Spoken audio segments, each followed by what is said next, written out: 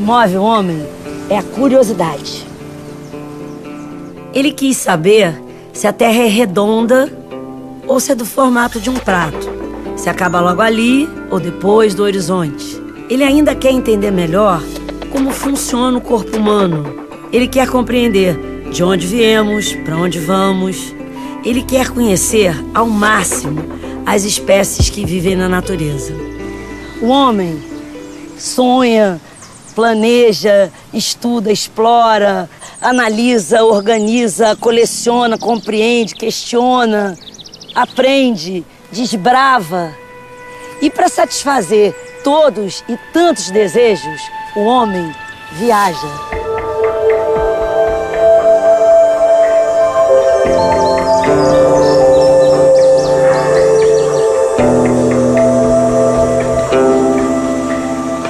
A gente só conhece o mundo como ele é hoje em dia porque grandes homens tinham perguntas, sonhos, paixões e eles se arriscaram pra caramba por isso tudo.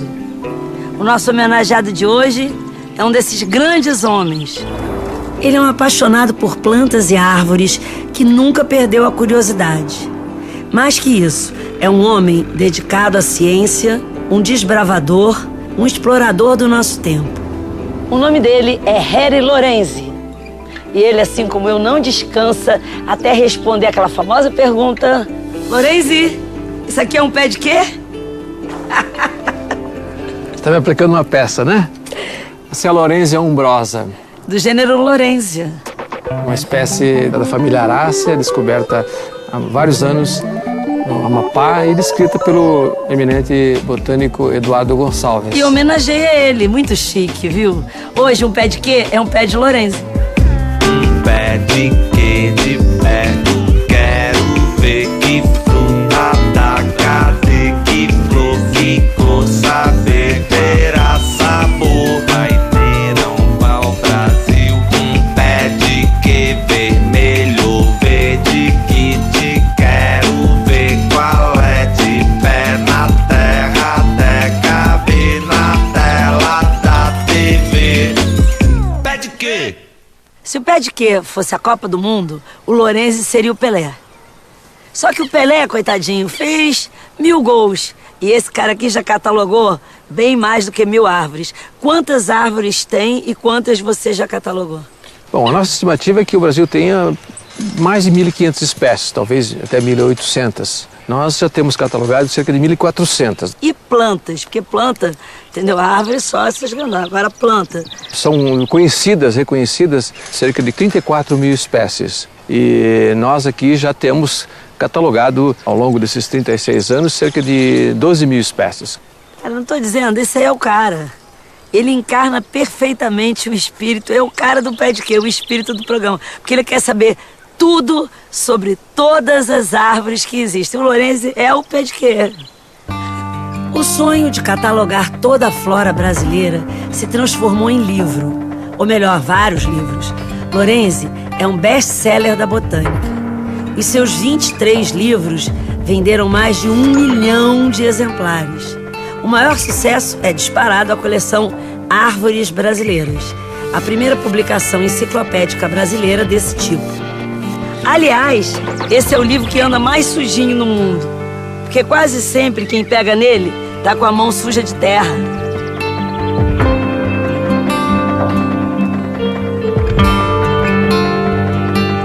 Quando você resolveu pela primeira vez publicar um livro, você ficou com medo de não vender? Sim, com certeza, com muito medo realmente, né? Mas lógico que o primeiro livro foi publicado em 1976, foi publicado pela minha instituição onde eu trabalhava, né? Então não tive custo e também nem vendi, quem vendeu foi a própria instituição. Aí surgiu o Plantas Daninhas do Brasil, né?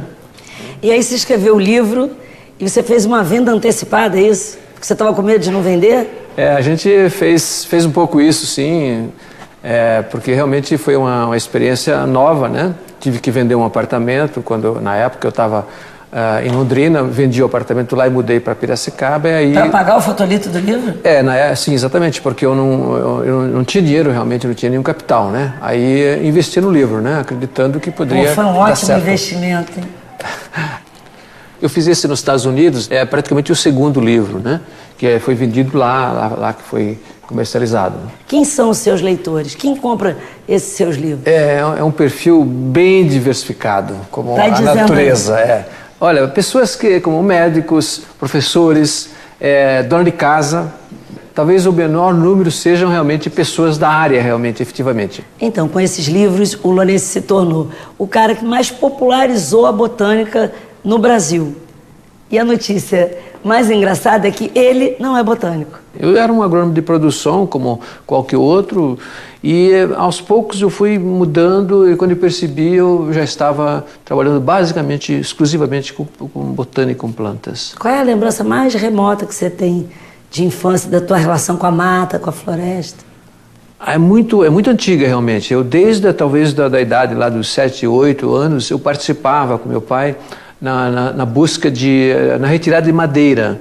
E eu sempre tinha curiosidade, que eu conhecia já as espécies, as madeiras, pelo tronco, mas eu sempre queria ver quando derrubava, para ver como é que era a folha, o fruto, e sempre que tinha oportunidade eu pegava uma sementinha, um frutinho e levava. E com isso eu tenho plantas que estão lá até hoje, que eu plantei quando muito jovem, né?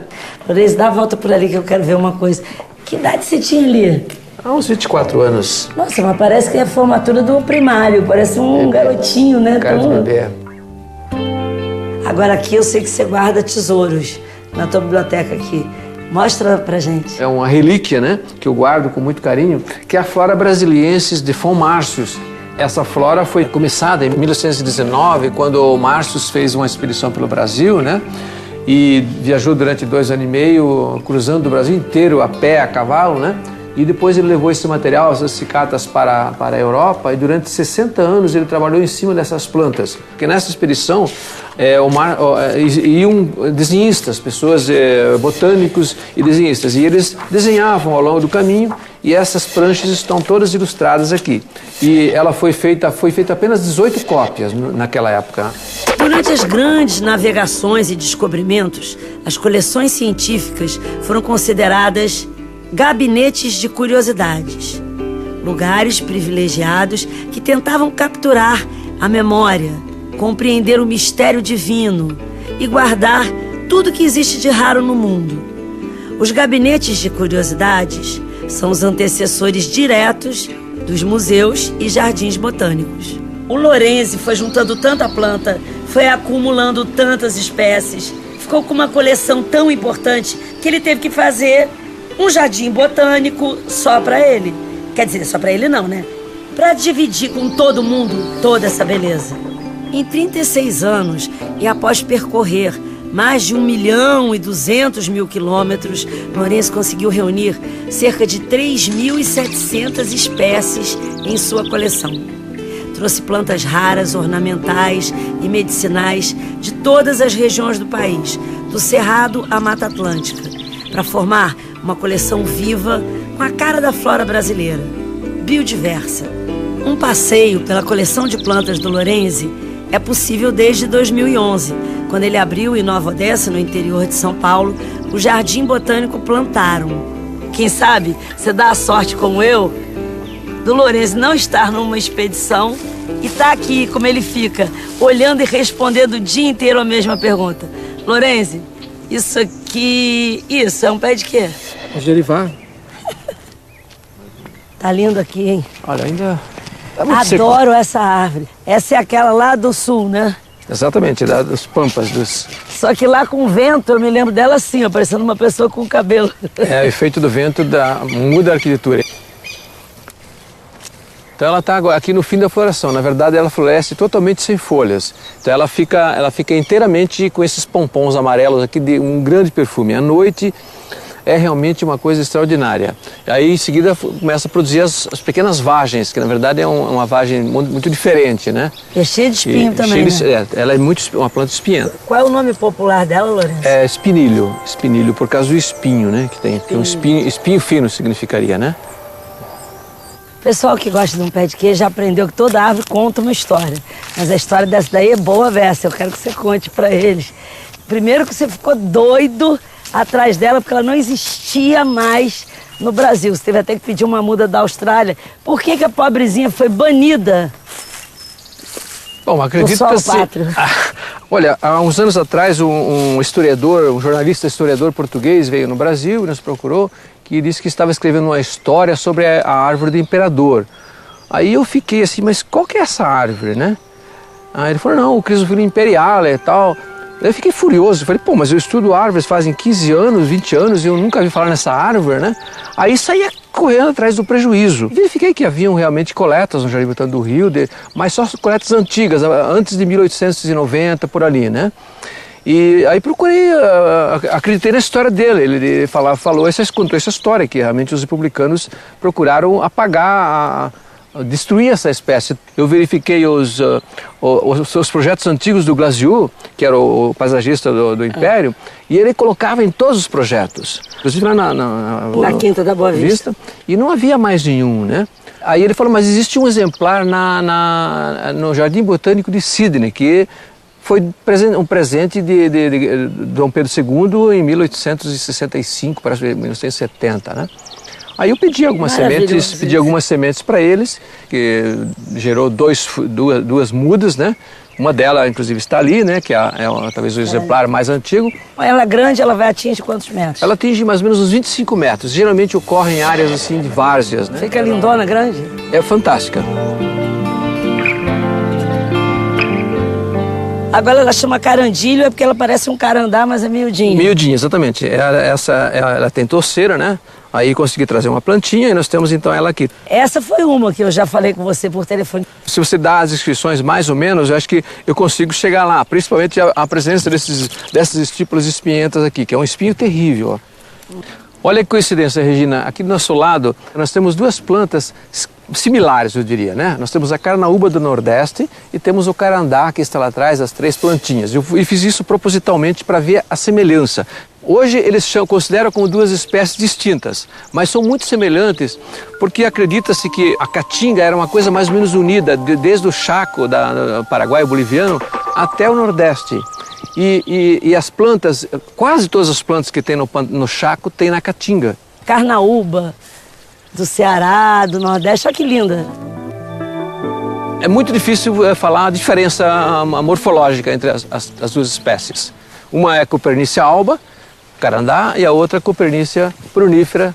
Gente, eu podia ficar aqui um ano, eu já estou com vontade de perguntar milhões de outras coisas. Oh, Regina, essas palmeiras aqui são chamadas de palmeiras a caules. Sem caule, sem tronco. Exatamente, elas nunca vão crescer mais do que isso. Exatamente. E olha só, você vê que é uma diversidade, uma variação, você consegue ver que tem variações aqui. Desde o século XIX, isso aqui tudo era considerado uma única espécie, uma espécie Todas botânica. essas eles acharam que era a mesma coisa? Exatamente, Ciagrus petrea. No século XIX não tinha óculos, né? Não, as pessoas, na verdade, nem vinham aqui, as pessoas mandavam para lá as cicatas, alguns vinham, mas não viam todas as plantas, né? Então isso era identificado e descrito lá fora, né? E é interessante que essas espécies são praticamente desse cerrado, quase todas desses cerrados baixos, que são exatamente aqueles locais preferidos pela agricultura, a grande agricultura, né? Então a maioria dessas espécies aqui estão no limiar da extinção. Essa aqui mesmo é totalmente extinta na natureza. Você lembra dessa expedição? Nós iniciamos pelo Mato Grosso do Sul, onde ela foi descoberta em 1936 e nunca encontramos.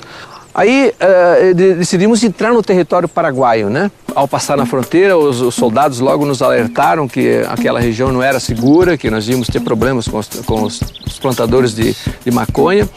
Aí eles venderam a facilidade e mandaram um pelotão de 5 soldados para ir com a gente armados para percorrer a região. Aí chegamos nessa planta aqui. Tinha um grupo delas lá no meio do capim braquiária, né? E achamos que tinha realmente encontrado a planta, né? E nesse instante apareceram um grupo de pessoas de moto, né? Que, segundo os soldados, eram os guardas das plantações de maconha, né? Nós escutamos que estavam falando em Guarani. Daqui a pouquinho eu vi que eles estavam abraçados, conversando e rindo, né?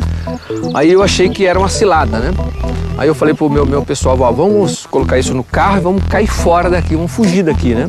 Pior de tudo que a planta não era a espécie. Realmente, aí o especialista americano que estuda esse grupo... Ele passou esse perigo todo e não era o que estava procurando. E aí não era, mas era uma espécie... Ele falou, mas é uma espécie nova. Aí descrevemos como uma espécie nova.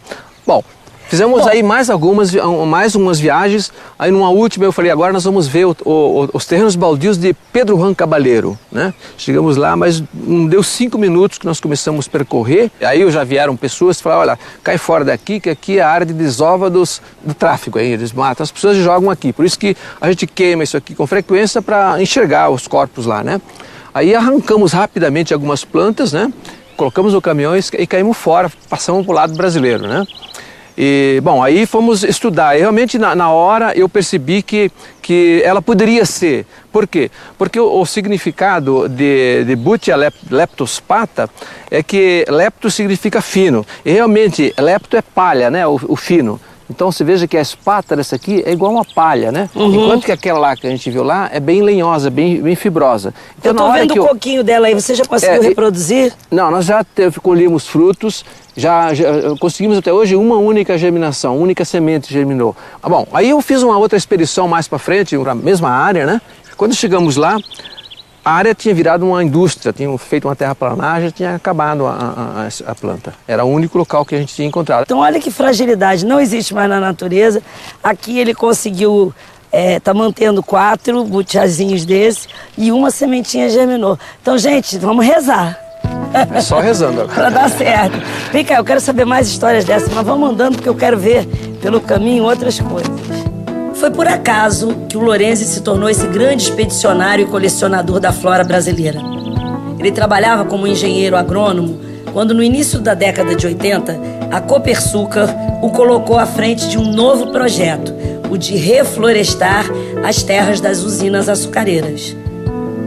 Lorenzi e Marcos Bernardi foram pioneiros na multiplicação de mudas de espécies da flora brasileira. Não existe uma fonte comercial de semente onde pode ser obtê-las. De modo que o primeiro passo foi exatamente desenvolver uma tecnologia, um know-how para se obter essas sementes. Esse é um banco de sementes, é o início de um trabalho que nós estamos fazendo para determinar as espécies existentes na região. Utilizar essas plantas dentro dos seus ambientes adequados, ou seja, uma planta de brejo tem que ser utilizada num lugar de brejo, uma planta de pedreira tem que ser utilizada num lugar de pedreira. Essa determinação de que a gente fizesse esse primeiro projeto de paisagismo, que foi, sem a gente saber, o start para a carreira dele e para a carreira minha como produtor de mudas.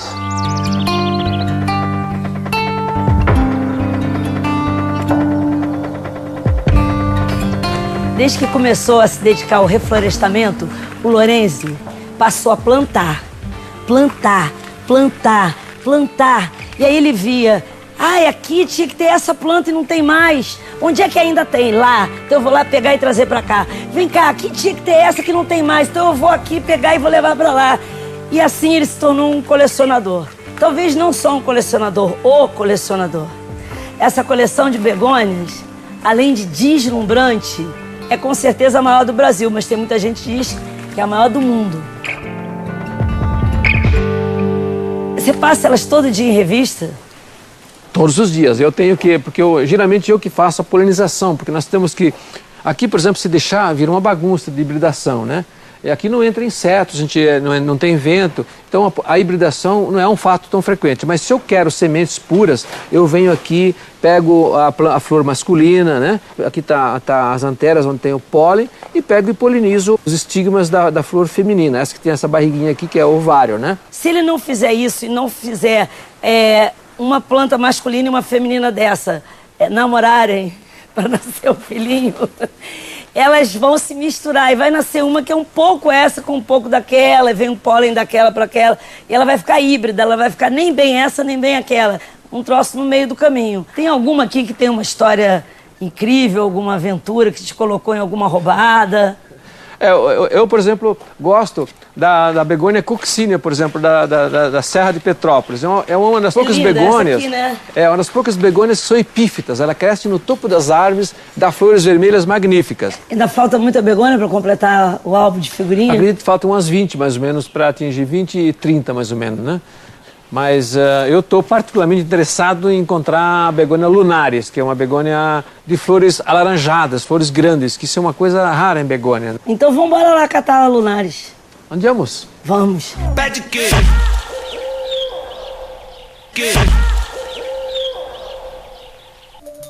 Lorenzi, assim como os viajantes naturalistas dos séculos XVIII e XIX, percorreu longos caminhos para conhecer uma árvore nova, uma planta diferente. É difícil dizer um lugar que o Lorenzi ainda não conheça. A gente está na Estação Ecológica Estadual do Paraíso, que fica entre Guapimirim e Cachoeiras de Macacu, no Rio de Janeiro. Olha só que privilégio. A gente vai fazer uma expedição com o Lorenzi e a botânica Eliane de Lima Jacques, que foi quem identificou a begônia lunaris. Ela sabe tudo dessa begônia, onde ela mora, o que é que ela gosta.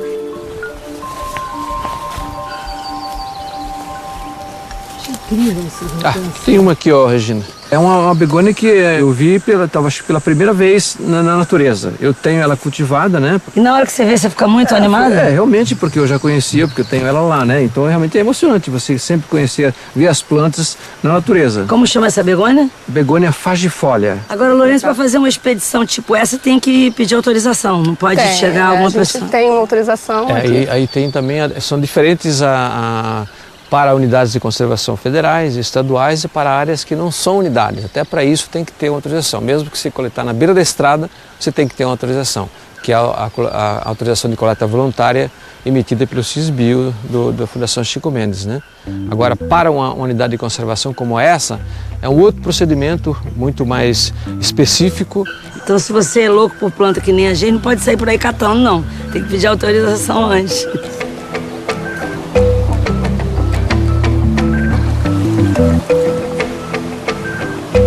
Achei! Begônia lunaris. Aqui. Nossa, grandona, diferente. O que é isso? Fruto? É fruto. A beleza da espécie está na flor, que é um colorido que não é comum para as espécies brasileiras. Isso me chamou a atenção quando eu vi a foto dela pela primeira vez. Depois visitei a localidade típica. Aqui é a localidade típica dela. Foi a partir desse material que eu coletei para dar a ele o nome dessa espécie nova. E o interessante é que tem uma outra espécie do lado. Você veja a quantidade de espécies que nós já vimos de begônia. Aqui do lado dela tem uma outra espécie aí, ó. Essa é a begônia Rookeriana. Rookeriana e essa begônia lunaris. Isso. A primeira coisa que você faz é fotografar. Sim, sempre porque depois eu vou meio que destruir a planta, né? Eu vou pôr do lado de cá, porque aqui tem mais luz aí. Gente, do jeitinho que você vê no livro do Lourenço, com aquele fundo. Olha como ele faz, no meio do mato. A gente procura dar uma enganada assim, para esconder um pouquinho as folhas estragadas, assim, ó. Enquanto o Lourenço fotografa, a Eliane vai anotar os dados da planta. Vai dizendo aí, a primeira coisa que você vai anotar. A primeira coisa que a gente tem que observar o ambiente onde ela ocorre, né? Primeira coisa, o ambiente onde ela ocorre, um ambiente lindo. Além disso, descrever esse ambiente, né? Que ela está sobre uma pedra, é uma planta rupícola. Uma planta rupícola que está em cima de uma pedra na beira do rio. Na beira do rio, exatamente. A altura da planta é estimada. Essa planta vai ganhar um número de identificação. É um número de coleta, na verdade, né? Que esse número de coleta, cada coletor tem o seu, de que vai de 0 a infinito. Essa planta vai receber o número 1858. Coordenadas? Pode falar. Sul, 22 graus, 28 minutos, 51,7 segundos. A gente sempre fotografa sobre uma escala, os frutos, uma escala centimetrada, porque a ideia do tamanho do fruto é importante até para se reconhecer. Nesse caso aqui nós já sabemos a espécie, mas se não soubéssemos é mais um subsídio para se identificar a espécie, né? Número 1, mais uma. Então, como nós estamos regressando rapidamente amanhã já para o herbário, essas plantas não vão ser acondicionadas em álcool, elas vão ser dentro do jornal mesmo, do jeito que está aqui, né? Então nós vamos coletar duas, três mudinhas aqui para cultivar, mas nós estamos evidentemente levando algumas sementes que estão dentro da prensa de coleta, né? Agora eu vou etiquetar, é lógico.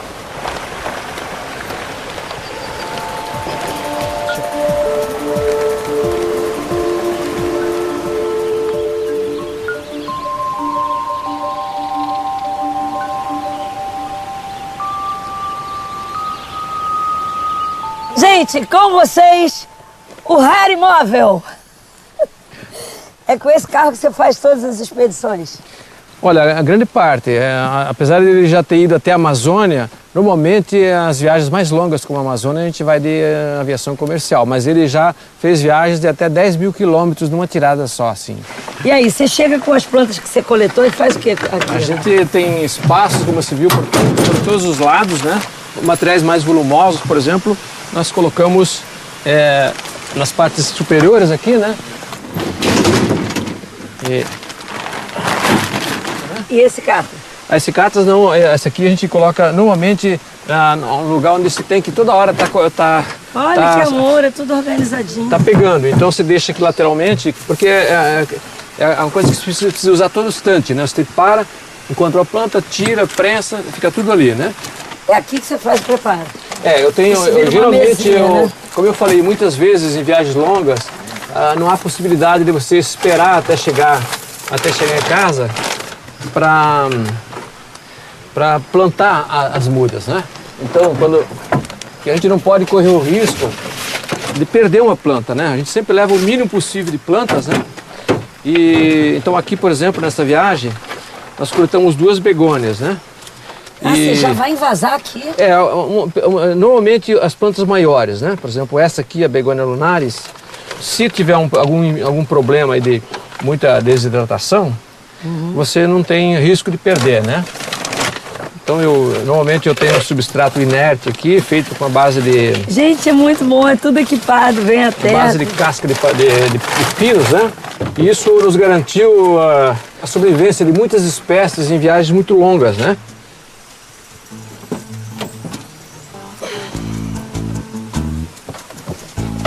Bom, vencida essa etapa, agora toca pro laboratório. Vamos para Nova Odessa, lá no interior de São Paulo. O Instituto Plantaro, pro Jardim Botânico Plantaro.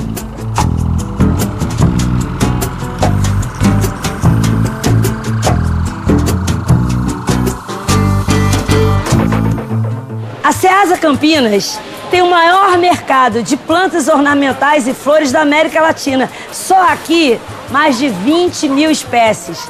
Isso é o paraíso para quem faz arranjos, jardins, paisagistas e até mesmo para pesquisadores como Lorenzi.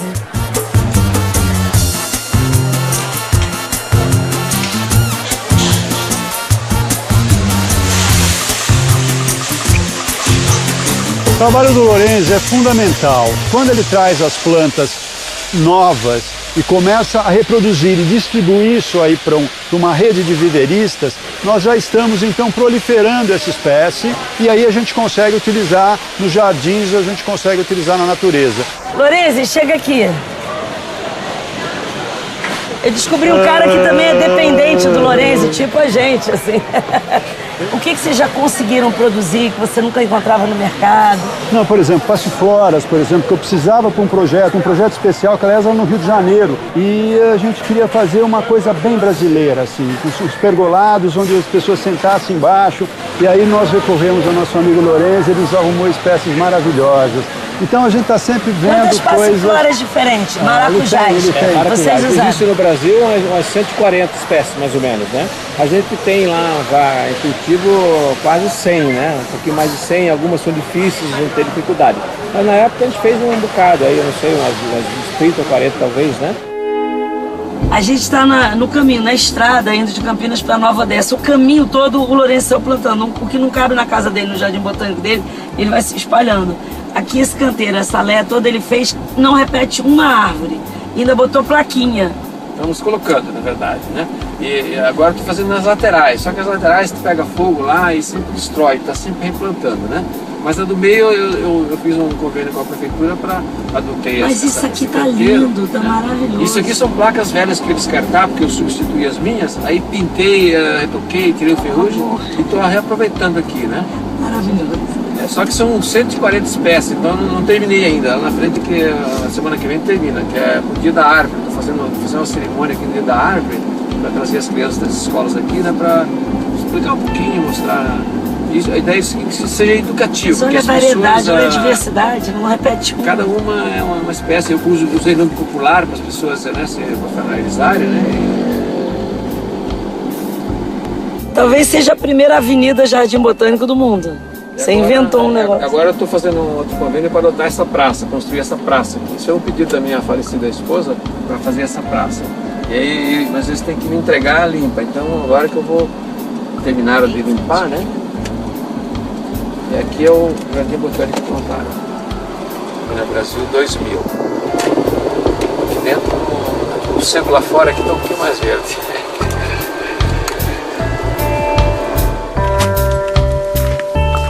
Lorenzi, por que a gente precisa resfriar o que a gente coletou? Não, o material, tem que secar primeiro. O material de cicata tem que ser seco, porque é lógico, vai fermentar. E depois tem que ser resfriado para descontaminar, né? Porque sempre tem insetos, né, que vêm do mato. Então tem que ficar durante uma semana abaixo de zero para eliminar tudo. Depois é que vai para a estufa, né? Temos sementes, né? Nós trouxemos de lá. E temos algumas mudinhas. Você lembra que nós pegamos do mato, né? E agora nós vamos plantar. Eu tenho aqui uma estaquinha sem raiz nenhuma. Então eu vou usar um substrato bem poroso. Aqui no caso eu uso fibra de coco, que ele mantém úmido, mas também areja bastante. Lunares, mais outra aqui, para não perder nunca, né, a identificação. E você veja bem, a semente de begônia é quase um pó, né? Eu uso esse substrato aqui bem fino, bem leve, para semeá-la. A gente vai aproveitar e molhar um pouquinho, né? Então agora a gente vai botar elas na incubadora. Além da umidade relativa alta, aqui tem iluminação artificial, porque ela tem que produzir um certo aquecimento, né? Mesmo como se fosse um bebê, né? Exatamente, um berçário, né? Então agora nós vamos colocar no germinador, né? Porque é uma planta bastante delicada, né? Aqui nós temos um ambiente de temperatura constante de 30... É uma chocadeira? Mais ou menos, 32 graus de noite com umidade alta. Então com isso você consegue germinar muita coisa, viu? Plantas, como vocês viram lá no campo, elas foram prensadas na prensa. Vamos ver como é que elas estão aqui, né? Foram etiquetadas, né? Essas ondulações do alumínio é para o vento, que o aquecimento faz o ar subir, né? E com isso ele leva o ar quente. Então agora nós vamos colocar aqui na estufa, né?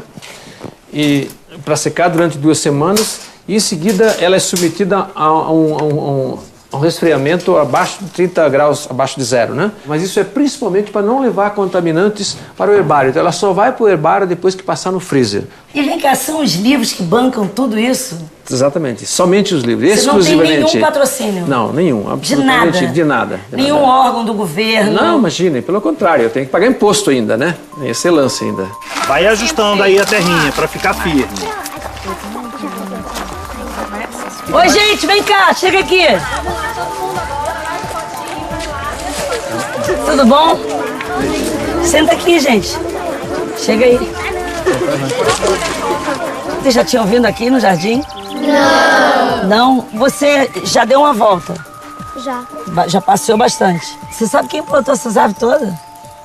Tem ideia? Porque isso aqui é igual figurinha de álbum que você faz coleção.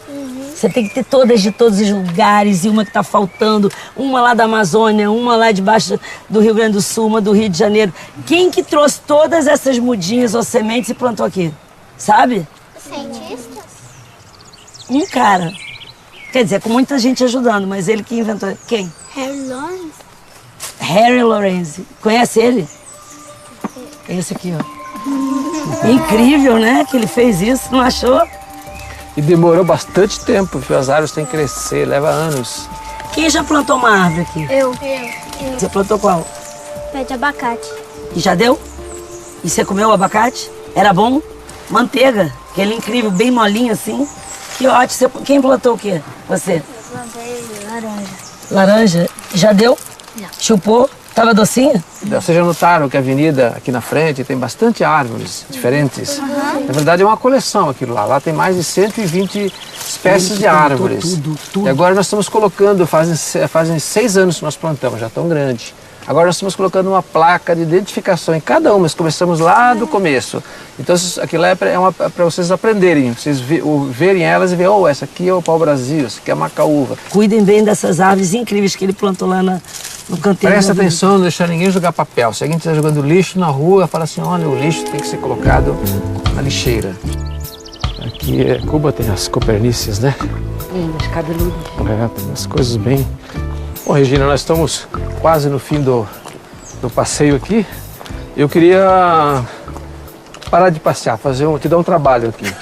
Todas as pessoas que gostam realmente muito de árvores, eu sempre tenho o prazer de ter uma árvore para ser plantada por ela. Né? Obrigadíssimo. Eu escolhi uma espécie muito rara e muito fantástica, que é essa planta aqui, ó. Que eu gostaria que você plantasse. Nossa, ela é lindinha. É um cambuí do Rio Grande do Sul, muito raro. Eu nunca vi como ela é. Lyciaria prenioides. É, na verdade, um parente da jabuticaba, mas cujos frutos são comestíveis e deliciosos, dão nas pontas e não no tronco. Agora, enxadão lá, acho que tem enxadão. Não pode jogar aqui. Vou lembrar muito dela. É uma árvore frutífera plantada por Regina. Uhul, que honra! Adorei a árvore, achei ela linda, muito mimosa, muito bonita. Achei um lugar maravilhoso, vou ficar com saudade dela, de você e do jardim. Lourenço, teve alguma hora que você achou que esse sonho era impossível? Em algum momento a gente achou que seria uma coisa meio utópica, mas como eu não tinha pressa, eu iniciei em 1998, eu falei, não tenho prazo para terminar. E fiz bem devagarinho, de acordo com a minha capacidade financeira, e fui até que finalmente se concretizou. Você lembra de algum momento que você pensou em desistir? Várias vezes. Quando eu vi que realmente, da maneira como eu tinha concebido inicialmente, eu não ia ter fôlego financeiro para até o fim. Olha, eu acho todo o lado botânico, o lado de preservação, tudo isso lindo. Mas sabe o que eu acho mais bonito nesse seu trabalho? A generosidade de pensar que as gerações futuras vão usufruir disso muito mais do que você. Certamente, isso que eu espero. Porque mas realmente... isso é a coisa mais generosa que existe. Vou te dar um abraço. Muito obrigado, Regina. Realmente foi um grande prazer tê-la aqui. Obrigada por tudo, viu? Por tudo que você me ensina, pela amizade, por tudo isso. Um grande prazer. Charles Darwin dizia que todo viajante devia ser botânico, para sentir de verdade a natureza. O Darwin achava que as árvores eram os principais elementos da natureza. Por serem mais altas e mais longevas, elas deviam ser todas conhecidas. Sabe por quê? Elas que contam tudo sobre aquele lugar. Lorenzi, como um bom curioso, um viajante e um botânico de alma, levou esse sábio conselho ao pé da letra. Ele não só sentiu a natureza, como levou a natureza para dentro de casa e para dentro dos livros. É preciso conhecer para preservar, diz ele, sempre. Infelizmente, o tempo das árvores não é o tempo do homem. Ele não vai ver florescer algumas árvores do seu jardim. Ele não vai conseguir colecionar todas as espécies que ele gostaria. Ele não vai ter todas as respostas que ele tanto busca.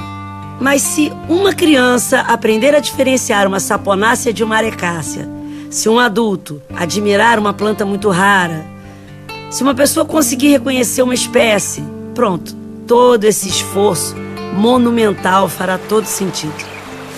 Se algum dia você der a sorte de encontrar com o Lorenzi por aí e tiver alguma árvore por perto, aproveita para fazer a pergunta. Lorenzi, isso aqui é um pé de quê? Isso é um camboatã branco, popularmente falando. Cientificamente é uma Mataiba lignoides. E aquela ali?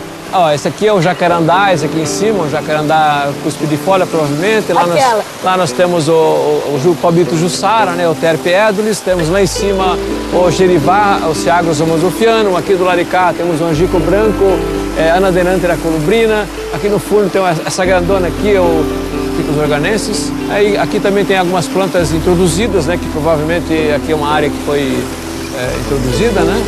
A embaúva, por exemplo, lá, Cecropia paquistacis. Já fiz em Baúba, Cicrópia paquistana. Enfim, aqui tem tem o pau jacaré, que assim você está vendo o tronco, bem Tô vendo, todo quebradinho. Né? Como é que é o nome dele? O Estevão sabe o nome do pau jacaré, como é? Piptodênia gonoacam.